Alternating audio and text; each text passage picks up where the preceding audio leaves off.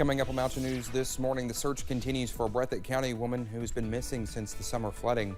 And the deadline to enter your name in the race for governor has closed, with a strong group of Republicans preparing to go against Governor Andy Beshear. Dedicated to Eastern and Southern Kentucky, this is WYMT Mountain News this morning. 6 o'clock here on your Monday morning. I'm Dakota Makris. Thanks so much for waking up with us and joining us as always. Let's head over to Brandon for a look at our forecast. And, well, Brandon's not really busy this morning. Nothing to really watch until later this week. Exactly. But you hit the nail on the head there. Later this week, it could get active. So we're keeping an eye on the quiet this morning.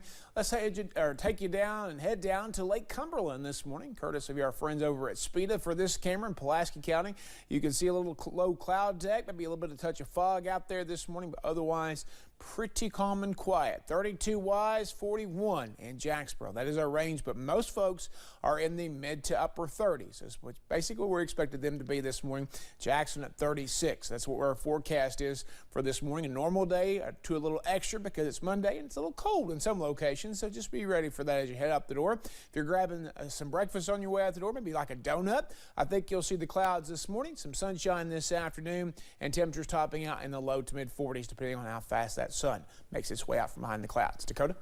All right, Brendan, thank you. Well, a Breathitt County family has been missing their loved one since the floods hit eastern Kentucky in July. In that time, numerous efforts to search for her have come up empty-handed. On Saturday, nearly 24 agencies were out with collective hope of finding Vanessa Baker. Jeremy Toms talked with them about the search. It's been more than 5 months since 60-year-old Vanessa Baker went missing from the Lost Creek community. But search and rescue crews were still hopeful that they could find her Saturday. And it's important for us to make sure that we exhaust all of our resources and try to bring Miss Baker home. Wolfe County Search and Rescue says those resources came from across the state and beyond. Nearly 180 searchers looking for one last missing person from July's floods. Downstream. So this was about a 12-mile section of the North Fork of the Kentucky River that we were clearing today. Chief John Mays showed how they can track progress back at the command center with a detailed map of their search area. Each one of these lines is actually a searcher in that search area. And their efforts involved more than just putting boots on the ground. That's a image that a drone captured by flying this section of river. That drone specifically took pictures of any maroon mixed into the mess. Maroon was the last color Baker wore when she went missing. After hours of rummaging along the river's banks and digging through debris, these crews are leaving the North Fork of the Kentucky River, very much so like how they found it, still in search of a missing Kentuckian. Crews have thoroughly searched the Lower River Caney area where Baker lived, and Chief May says this was the next logical step. In spite of their best efforts, they have to go back to the drawing board after another long day. When this whole thing started, you think of where it began with over 1,000 missing people, and it's down to 1 now, and that's significant. However, our work's not done. We need to continue to search until we find what we're looking for. Jeremy Toms, WYMT Mountain News. Chief May says they will debrief further in the coming days and decide what to do next. That could mean searching this area for a second time or moving on to other parts of the river. Well, state officials are reporting travel trailers are back to pre-Arctic blast conditions now thanks to local contractors and first responders. The sub-zero temperatures caused water lines to freeze and the campers to become really cold, which led to some survivors moving to Buckhorn Lake State Resort Park. Emergency Management Director Jeremy Slinker says officials will use tactics from the freeze for future issues. We're having multiple coordination calls of if we have another one of those this winter, what are some additional steps we could take? Slinker says each site has its own maintenance contractor that has done a lot of the work to keep the trailers safe. Letcher County Schools announced Whitesburg Middle School will be reopening to students this morning. Our Chandler Wilcox talked with staff and a group of volunteers that have helped to get the building ready following the floods. Every day since the flood, school staff have been working to get students back in Whitesburg Middle School. A lot of people don't see that, so it's preparation sometimes even at home, because even a lot of our teachers and myself at the beginning, we didn't have storage, so a lot of stuff was stored at homes, in garage, living rooms. The many hours spent working have been with some help too. Students from Rockcastle County Educators Rising Club delivered books from the high school to WMS. I just wanted to really help people And we were gonna come in like last year, but we weren't allowed in the building for safety issues. It's shocking to see, and it makes everything so much more real. But it also makes me proud of the work our club's done, being able to actually see it in person and see what we're helping and see our cause. With all the efforts, a long process has shortened, and middle school students can return. I've had a lot of donations, which I've been so grateful for, and I'll be glad to get things off a cart and back in the hands of students. While there's still construction to be done, the school bell is set to ring Monday morning. In Whitesburg, Chandler Wilcox, WYMT Mountain News. Whitesburg Middle School students were in Letcher County Central High School in the fall. West Whitesburg Elementary School students will continue going there until further notice. Leatherwood Elementary School here in Perry County will be closed today for an emergency day.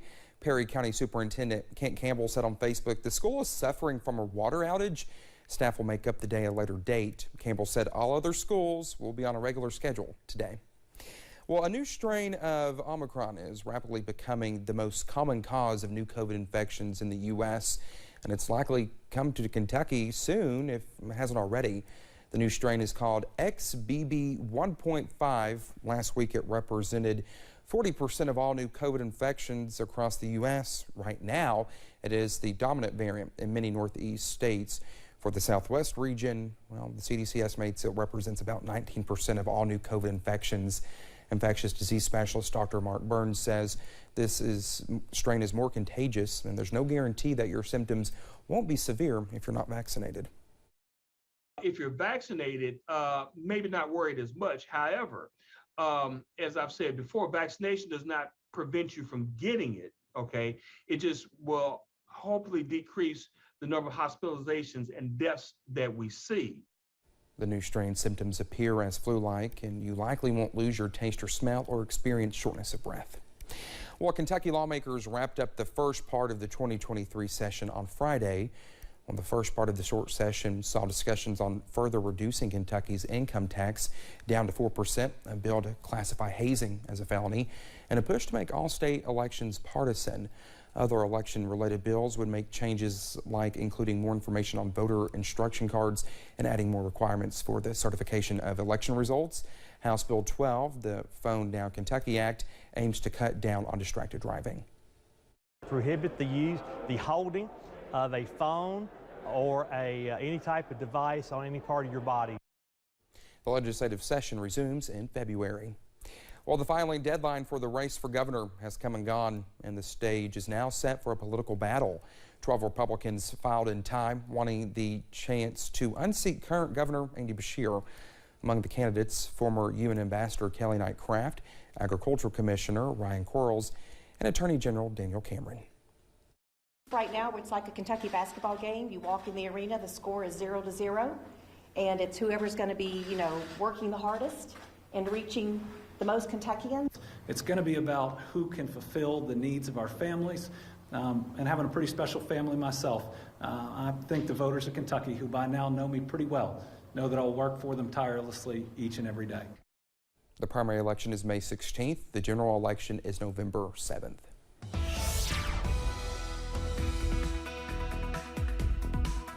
Good morning. Coming up on 6:09, we are tracking some fog in some locations this morning, like over into Southwest Virginia. As soon as I said that, we pulled that camera up. It went away. Let's give it just a second to come back. This camera is a little bit finicky sometimes, but when it works, it's a good-looking camera. We'll see if it comes back. There you go. You can barely see the lights there on the bottom of the screen. It's one of the coldest spots in our area at 32. It's either some low-hanging clouds or some fog. I'm inclined to believe it's some fog because we had some rain late last night. They're the coldest spot. Jacksboro down in East Tennessee is the warm spot at 41.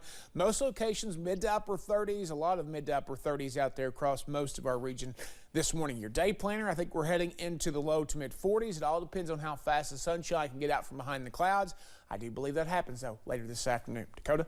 All right, Brendan, thank you so much. When we come back, our Mountain News this morning, supporters of the former president of Brazil stormed the country's Congress, causing authorities to spend hours in the attempt to gain control.